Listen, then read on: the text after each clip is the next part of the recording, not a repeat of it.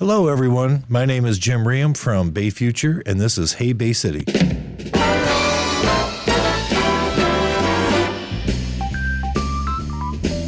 Jim, welcome to the show. Yeah, it's great to be here. When you took over the reins of Bayfuture, I was like, I got to get Jim on because you see Bayfuture, the logo, the name all over Bay County, and if you're not directly involved in the economic development world, like 99% of people, it can be easy to say, I see their name, I don't know what they do. That's 100% true. Yeah, and I just think it's so important to sit down and just give a 101 of Bayfuture and what economic development means and examples of projects that you've helped assist with or just how you function in the community, because it can be easy to just overlook just an amazing resource we have in Bayfuture in Bay County. So I'm looking forward to talking to you. Let's talk first about Jim, the person. Where'd you grow up? Where'd you go to school? How'd you end up in Bayfuture? So I grew up West Side Bay City, back before school of choice and everything. It's fun to remember with all my old fart friends about how there were rivalries. There were East Side schools and West Side schools and all those kind of things, and it was a lot of fun. I went to Handy High School. After high school, was in really no mature shape to go to college. I probably would have wasted every credit. So you'd still be in college. Probably. So I went into the Army because it was an impulsive decision. Yeah. Looking back. Did you have family in the Army? No. Wow. And I just knew that what I didn't want to do was tread water. Yeah. And so went into the Army and stayed there for almost 10 years. And my daughter was getting to be school age. And that was a tough decision. Do we keep moving around or do we go back and let her get to know her family, and either I make it a career or I don't? And we came back. And at the time it felt like a tough decision, but looking back, it really was an easy decision. Mm-hmm. And just really enjoyed that time. But I think that time in the Army really laid a solid foundation for the way I approached so many other things later. I'm very grateful for that. And if I wouldn't have had that, like you said, I would have been who knows what. And now I live East Side, so been all over town. And my wife, Leanne's her last year of school teaching. She's going to retire. And thanks, Leanne. Yeah. So, transitioned out of that and, a couple things here and there. And then I tell folks economic development is not something a lot of people seek out. It generally finds you. And I'm a staunch community advocate, and this is a perfect role for me because it lets me cheerlead every single day. Yeah. I cheerlead, but I also think you get to cheerlead because you are aware of or have had a hand in or assisted with in some way evidence of great things in the community. It's more than just saying, I really like it here. I like it here because of this happening, and I see these people doing great things. And so I love that kind of connection. Right there. And to build on that, Phil, what's really cool, being a cheerleader, I'll kind of go back to that because I couldn't think of another word quickly, but when you drive down the street and you see people going into work and you're like, that's pretty cool because that was there because of something that I got to do at my job, and that affects other people's lives. That's kind of not many folks get to go home feeling like that. I'm very grateful for that. Yeah. Yeah. And if it doesn't directly affect my life, I didn't get a job because of that project, it can be easy to not be aware that thing has happened in the community. I mean, I see it all the time. And I think this conversation is very important in maybe opening eyes to say, I didn't know that, or I see this happening, or I didn't hear about that, or this is how this works. And so on Monday, you guys gave a presentation in the city commission, kind of a recap and what Bayfuture's been up to and a little bit of a 101. And so we're going to use that as kind of a framework for our conversation and highlight some things and talk about some things. We should start off on just home base. What is it that Bayfuture does?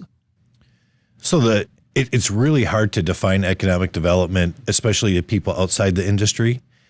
But really what it is in the simplest form, the easiest way to understand is my job is to increase the tax base for municipalities so they can offer more robust services to their citizens.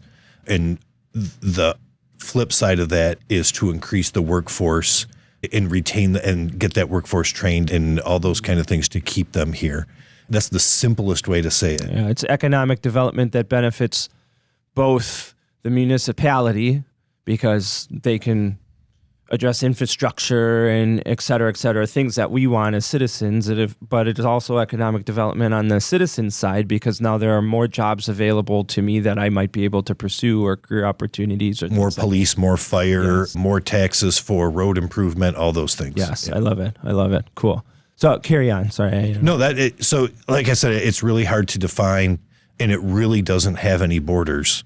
So 10 years ago, economic developers plates, nobody was really talking about housing or childcare, where those are really taking up a huge portion of our plate now, because without those things, it doesn't really, if we got a great project in this week and it had 1,000 jobs, to be honest, we'd have to have an honest discussion with that company and say, I don't think we can support that because what would happen? Do we have the infrastructure for that? Can we take care of that? Yeah. And I know in our region, could we disperse 1,000 people around? Probably, but probably is not a great answer. Yeah. So I'm a pretty competitive guy. I would selfishly like to be able to have all of those answers solved. Well, that's pie in the sky thinking. That's probably not going to happen. But just in 2024 in Bay County, there've been 325 housing units announced, not just to be built this year, but in the next couple of years.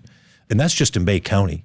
So, and there's more announcements coming. And so there are people looking at this problem and saying, we want to figure this out. Yeah. The state is doing what they can to try to help childcare, but that's really tough if there's nobody who wants to work in a childcare. I shouldn't say it like that, but if there are less people who want to work in a childcare facility, COVID really put the zap on that, where people had to go find other things to do, and to lure them back, even at a comparable wage, people are like, do I want the thing where it's a little more volatile, or do I want my stable paycheck? So trying to recruit folks back into that industry, that's the hard part. And trying to solve that, if anybody has that solution, they should definitely email us and let us know. They should not give that solution away because it's very valuable. Yes. They should sell it. Yes.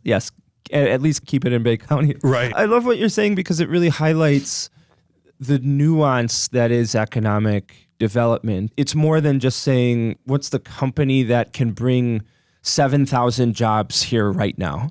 Because are we going to be able to support that? Right. There's other questions that go along with that. On the surface, it looks like maybe an easy answer. Well, we just need to get as many jobs here as possible, or XYZ. When you're saying with the childcare, well, there's other elements at play, and so you have to also consider those and address those and balance things out and figure those things out so that you're successful. You've got a high probability of success rather than just you check the box, went away, and now an investment happened that was here for 6 months, a year, 3 years, whatever, and then it wasn't able to be supported and now it's gone. And I know you're a staunch advocate for letting people know about our population decline and how it happened and why. Well, that was incremental over a long time. Right. Even if we had the opportunity to correct that, say in 5 years, if we added 40,000 people, how, where could we, it would be like camps on the outskirts of town. It would be chaos and bedlam. Yep. But could we add 250 people a year? Yeah, I think we could do that. Yeah.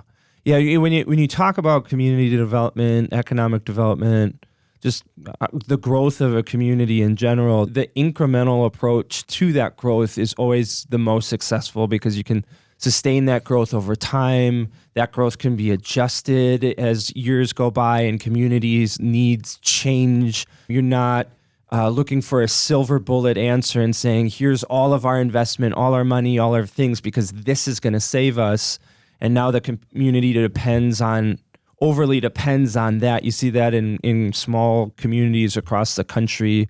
1980s come around, 1990s come around, and these huge factories start going out of business, and the bottom falls out of the community because that was the thing. I grew up in Elma, and we had Total Petroleum on the outskirts of town, and that was the huge employer. And when that refinery closed down, like that, it was huge. I mean, I remember even as a kid in grade school hearing adults talk like, this could be the death of our city. Now, we had Elma College, which kind of helped buffer that a little bit, but this incremental approach towards development, well, why don't we have 10,000 things going on right now? Because that's not the best for the community. It's step by step, making the right move, and then the next right move, and then the next right move. Right, exactly. And it's a good point you're making about if an industry leaves, what happens to the town. It's not just the people who work at the factory. It's all those indirect and induced jobs as well. Yeah. So for every base wage job that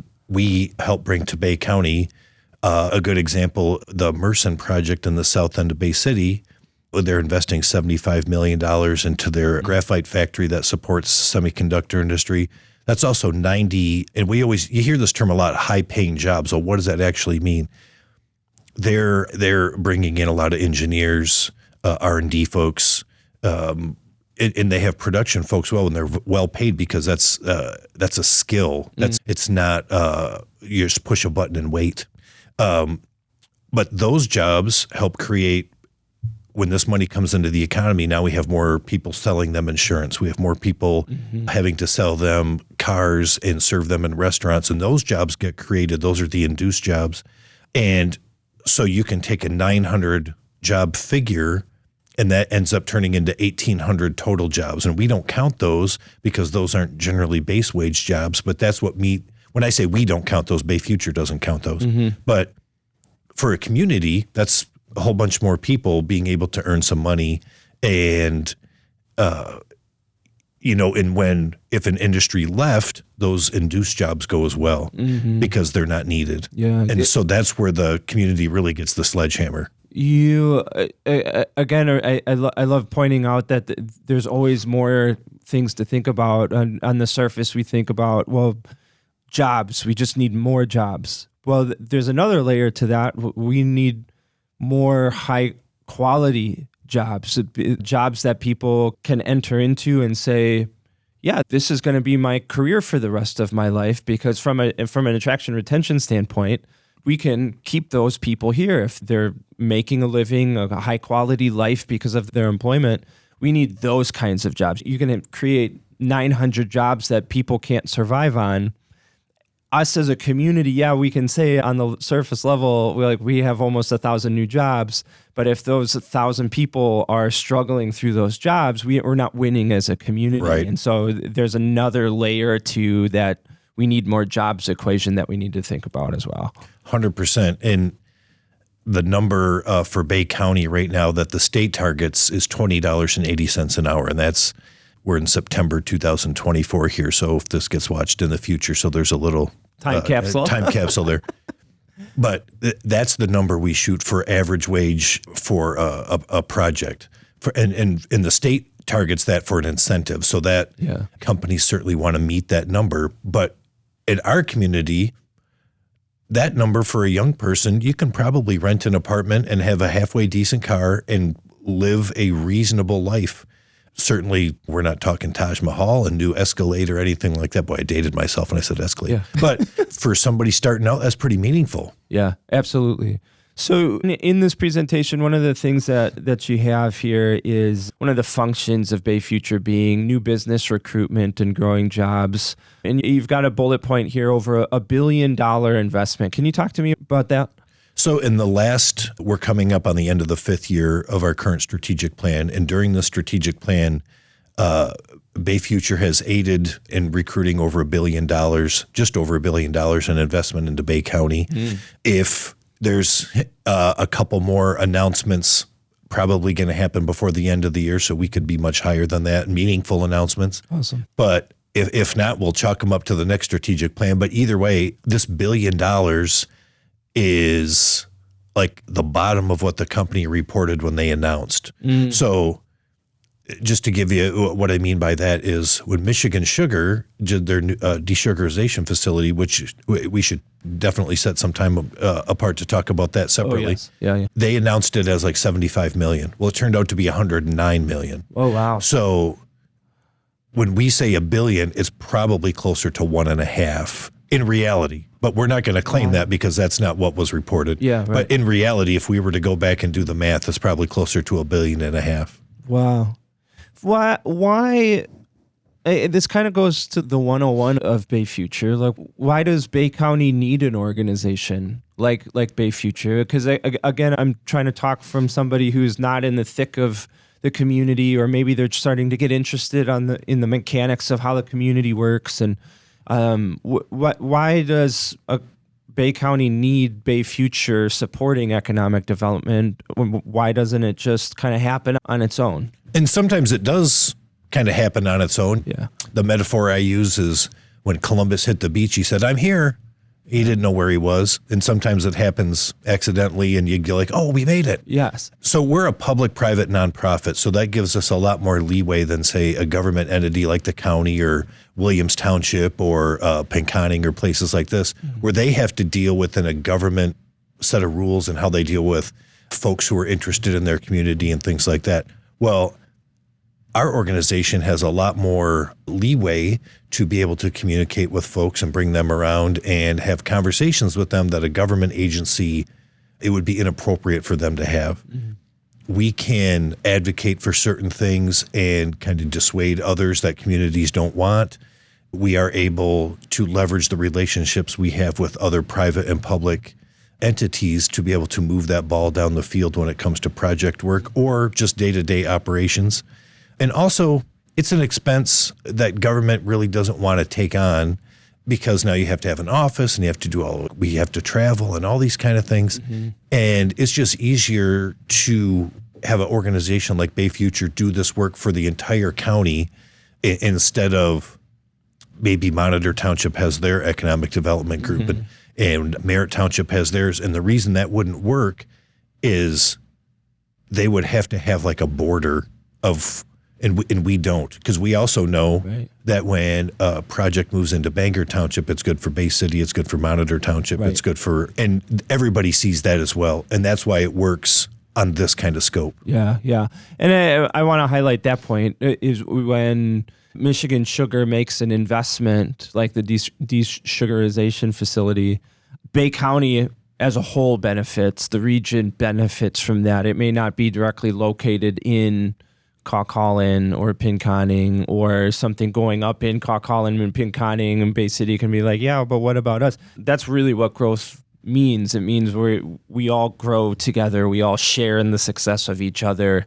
Because it happened on the other side of the river doesn't right. mean that there aren't direct benefits on the other side of the river. And so thinking that way as a holistic approach to a community, I love that idea. For sure. And Michigan Sugar is either the first or second largest employer in 4 different counties. Wow. So what they do for work and the impact they have on all of these communities, whether it be out in Fairgrove or Seaboing here in Monitor Township / Bay City, that impact is huge because these are folks making products that friends and family use every day. Yeah, love it. Also on your presentation, workforce, one of the functions of Bayfuture, more than $2.1 million in training funds, strong local partnerships connecting Bay County businesses to talent pipeline. Talk to me about workforce. So So say we get these 900 jobs, right? And that, now what? So the Going Pro Talent Fund, other things that Delta College offers like Michigan Reconnect or the Michigan New Jobs training program, trying to figure out what works best for the employer and the employee who's now going to have to work, or doesn't have to work, but is going to work at that place. Our friends at Great Lakes Bay Michigan Works have helped Bay County companies just in the last couple of years leverage more than $2.1 million in training funds. Application cycles opening here soon, timestamp, but there's 2 cycles a year now, and it's a great program. And this is one of those things where, so again, circling back to me being a competitive guy, these funds are going to be spent somewhere in Michigan. And if I had my way, it would all be here. Yep. Every company would sign up and be awarded. That's not reality, but I want everybody to try, because if there's a $5,000 training and you can get $2,000 back, if you're a small business, that's meaningful. Michigan Sugar, Dow, these folks, their training grants are in the hundreds of thousands of dollars because they have a lot more people to train, and then everything in between. Delta College is a great partner and a great example of how they kind of step up and morph themselves to the situation. Is we didn't really have a semiconductor facility around here. SK Siltron moves in, Delta meets with them. They have a meeting of the minds and come up with a curriculum that helps SK work with their new hires so they get a certain prerequisite to be able to get out on the floor and make a meaningful impact right away. And Delta does that with so many companies, not just in Bay County, all throughout the region. And we are really lucky in the Great Lakes Bay region to have Saginaw Valley State and Delta College as partners, because they're not just being reactive, they're being very proactive to a lot of the problems that they recognize either with or without the community's help. And it's just such a great resource to have these.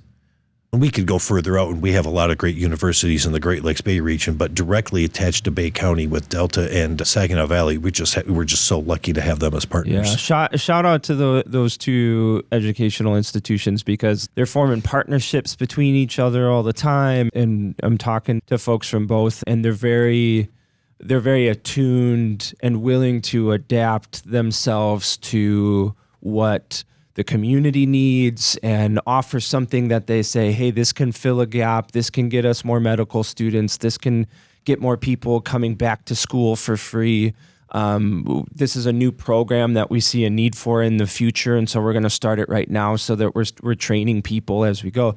So shout out to both of those, because that's such a critical piece in the economic development portion of our community, as well as the attraction retention portion of our community. If we're equipping people more effectively, they're going to be more successful. The employers are going to be more successful. More success grows more success down the line. And so shout out to them, because that's not true for every university. That's not true for every college. They're doing their thing, the same thing they've been doing for 150 years, but they're coming out with new ideas all the time, and I love that. That's 100%. I appreciate you saying that, Phil, because I'm a Delta College alumni, but that was a lifetime ago.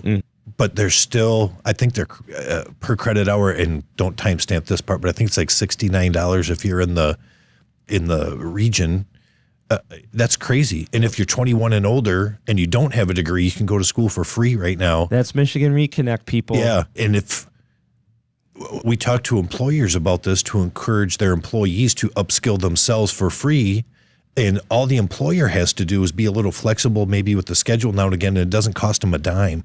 If you have somebody at the front desk who you want to, I think we're going to kind of give them some HR duties. Let them go to a class. Yep. All this stuff, it's just great. And it's legit education, too. Like, Delta's skilled trade programs are awesome. So if you're flirting with that idea, 21 or over, Michigan Reconnect will send you back to school for free. Get in there. Man, it's going to be transformative. It's huge. And their numbers are, Delta was either first or second in the state at one point in the past year. The last, I don't have the current stats. But again, I'm a pretty competitive guy. I want to make them so busy they can't stand it. Yeah. And it's so funny where we hear the general complaints in social media. People like to maybe dwell in a sour mood, and nobody will help us. I was like, I've posted this all over Facebook, like the complaints page, the positivity pages, everything. And you would think that there'd be all kinds of signups. Like, these are Facebook groups and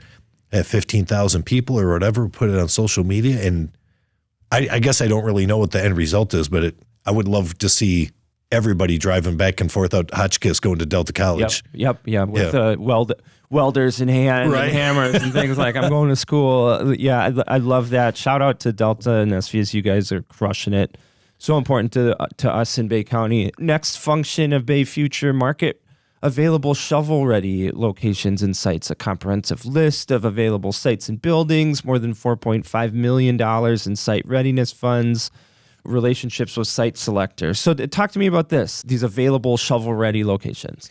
So Bay County, we don't have, some places have a really robust portfolio of industrial buildings. Yeah. We don't necessarily have that. We have some brownfield sites and things. And to kind of translate for folks who don't know what that is, a brownfield is like a dirty site. And dirty just means it needs some remediation. It might have chemicals in the ground. Yeah. It used to be a factory. Some old tiles, Yeah. lead paint, any of that stuff. Yeah. So what we do have is a lot of spots that are agriculture maybe, or maybe a farmer doesn't have a great succession plan. His family says, I don't want to do that anymore. And they're they don't want to lease it. They're getting older, whatever.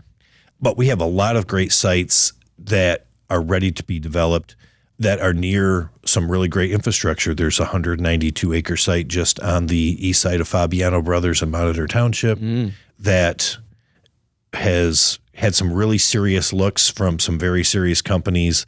And that's where some of and I don't want to get off on too much of a tangent here, but that's where some of the issues we're located geographically halfway up a peninsula. Sometimes that's a disqualifier. For transportation, logistics, and things like that, because you have to drive completely out of the state, and then you can drive to where you are. Right, as opposed, east or west, right? North, south, east, west, yeah. And I know that's not the only reason, and one of them was going to be like 2,200 jobs, and we had to have a serious discussion about what that might look like, and they kind of got cold feet. And but the site readiness dollars, right now we're working through a $4.1 million grant in Monitor Township in the 3 Mile Wilder area to put sanitary sewer there. There's some nice properties adjacent to I-75 there that are ready for development, and the MEDC came through with a grant, and the citizens of Monitor Township don't have to pay a dime to get that added infrastructure. Awesome. Yeah. And which is something that like on our everyday lives, we don't think about.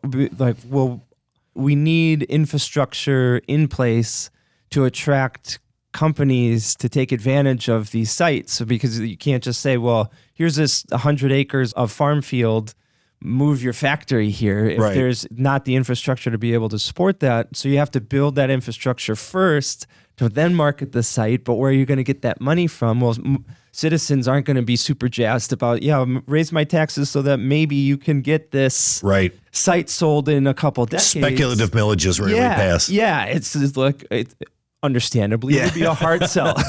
So again, it speaks to the necessity of Bayfuture in saying, we can go out and we can work with the MEDC to leverage this for a $4 million grant so that we can have this infrastructure. It benefits all of us.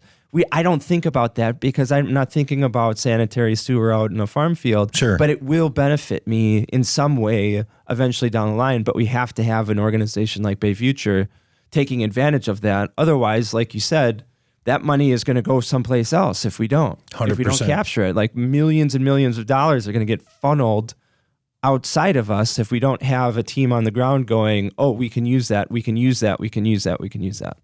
And to take that one step further, our economic development friends at Saginaw Future and Midland Business Alliance, Middle Michigan Development Corporation, Aranac, all these counties that kind of surround Bay County, they're all doing the same things, and some on a regional level, but there's so many little things that maybe the average citizen doesn't think moves the needle, but they're all impactful because if you don't, it's kind of like building a Lego castle, right? You got to start with the first brick. Yep. And each brick we add, as long as we don't shoot ourselves in the foot and take that brick off, we should be moving forward. Yep. Love it. You mentioned the Mersen expansion, Vantage Plastics. Ooh, tell me about Vantage Plastics. I love those guys at Vantage Plastics. Yeah. Like, what a great company. So in their Vantage Plastics up in Aranac County, me growing up here, they've been here. Who heard of Vantage Plastics, right? But they've been so successful up in Aranac County for so long that they needed to expand. And they found a building in Bay County, 325,000 square feet, former Dow Plastic Pipe building on Wilder Road. And just to give you kind of a sense of what 325,000 square feet is, that's about 7 acres under a roof. And massive. When you're in one end of that building and you look to the other, you think, could I run the whole way? Could I hit a golf ball that far? And the answer to both of those for me personally is no. But most people looked at that building and said, heck no. And they had a vision and they said, heck yes. Yeah. So they put in over $30 million. It looks 180 degrees different than those dark days when they first moved in, hired 93 people. And that whole portion of that industrial area, Wilder, completely flipped the script. Awesome. And they, you go through there, and we just had a kind of a walkthrough not long ago for a different reason, but they made 150,000 sleds that hunters use to take into the woods in the wintertime. And they're just waiting to be picked up, and they send out 2 trucks a day, but these awesome sleds, 150,000, like, it's hard to fathom that something like that could look small, but that building is so massive. Yeah. But yeah, they're just making stuff. Yeah. The Vantage Plastics, I love Vantage Plastics. Like, it's semi-local. Yeah. It's about as local as you can get without it being originally based in Bay County. And they came into Bay County and they're like you said, heck yes. Yeah. And they made the investment and they're diving in. They're hosting like days where kids can go into the factory and experience it. Like, maybe this could be a career for me. And so to see a company like Vantage Plastics operating at that level come into Bay County and really dive in and say, we're not just going to be a great company, we're going to integrate ourselves into the community and keep growing, and some of the other initiatives that they're doing. I'm gushing about you, Vantage Plastics, but For you sure. deserve it because you're awesome. And what, in most of the companies in our area, the ownership lives here. They spend their money here. Mm-hmm. They know their neighbors and friends. They care about their employees. And I think it's an interesting experience for an employee to see the difference between maybe something that's a little more antiseptic when you go to work to a place where people know who you are and know your significant other's name and care that your dog just died, or are doing things as a company to really support you as a person, your education, your financial literacy, like all of these things. They're really saying if we want successful employees, it's more than just giving them the paycheck. It's supporting them as a whole person. And it doesn't get any. Yeah, we could probably go 45 minutes just on that. But they may not know it, but a lot of their best practices get talked about in other business meetings because people should at least hear the nuggets about what they're doing. Yeah, it raises the standard for everybody. Yeah. It inspires other companies. It gives them ideas. Everybody leveling up is a successful community. Talk to me about Michigan sugar desugarization, taking the sugar out of Michigan sugar, but you'll explain. Yeah. So a big deal going forward is not just companies making money. These companies, they're run by smart people. They can figure out how to shave this and push this forward and increase profits. Michigan Sugar's grower owned, and they rely on the folks in the C-suite there to run the business in a profitable way. Well, they had an opportunity to take some technology and increase their output by 80 million pounds of sugar annually, which is funny. Like, every time I say that, I want to repeat it to make sure people understand it's 80 million pounds of without having to plant another beet. And of course that means more profits and more sugar to sell and things like that. But it also means for the residents in the south end of Bay City, and we don't have to have any more trucks. Now, there's still a lot of trucks, but there's not enough trucks that would be 80 million pounds more. We don't have to have 80 million more pounds worth of loaders being used, 80 million more pounds of time it takes to do that in labor. Yeah. So all of these things and energy being used and all that. So what they've really done is you take one cake and you turn it into two, or just a sustainability project on a next level. Yeah. And they've kind of forced me to do some research into some of the other comparable companies to them in America, and they set the standard very high, and their leadership expects that. And I think they're just such a great company that's kind of hiding in plain sight. Everybody knows who they are for one reason or another. I grew up West Side right near there, so believe it or not, when I moved away, I kind of missed the smell in the autumn time. And I've come to know that smell is the smell of money to our community and what it means to our community. And it's just such a great story, and it's a really cool thing when you drive by and you see that parking lot full and people going in there.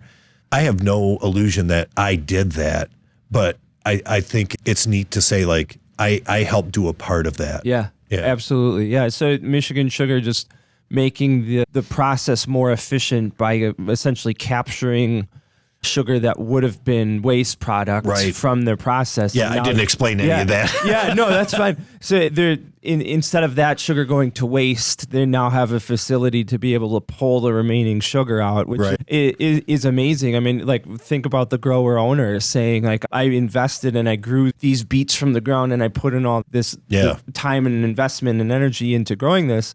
Now it's being used as much as it can be, as opposed to some of it being wasted. Just from the efficiency standpoint is amazing. So Michigan Sugar, thank you. You're awesome. You think about companies like Vantage Plastics, like Michigan Sugar. To us here in Bay County, big companies, large companies operating on a really significant scale.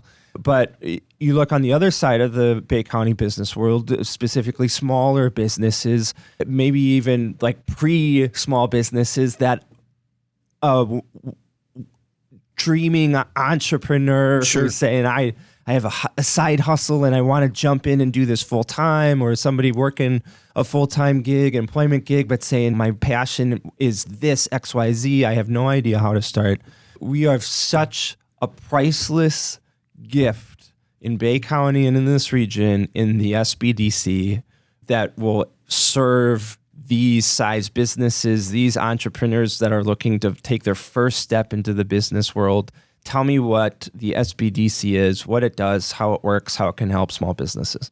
So the Small Business Development Center we have a dedicated business consultant in Bay County, and that's a huge thanks to the folks at Bay County for allowing us to use the funds to make this happen. And our the consultant we have now is Michelle Judd. And Michelle, she's got a storied history. Her and her family, she's run restaurants, Bay City Boat Lines, Antique Center. She's a professor at Northwood and Saginaw Valley. She's got all this experience. And she's ready to be a consultant for everybody's business.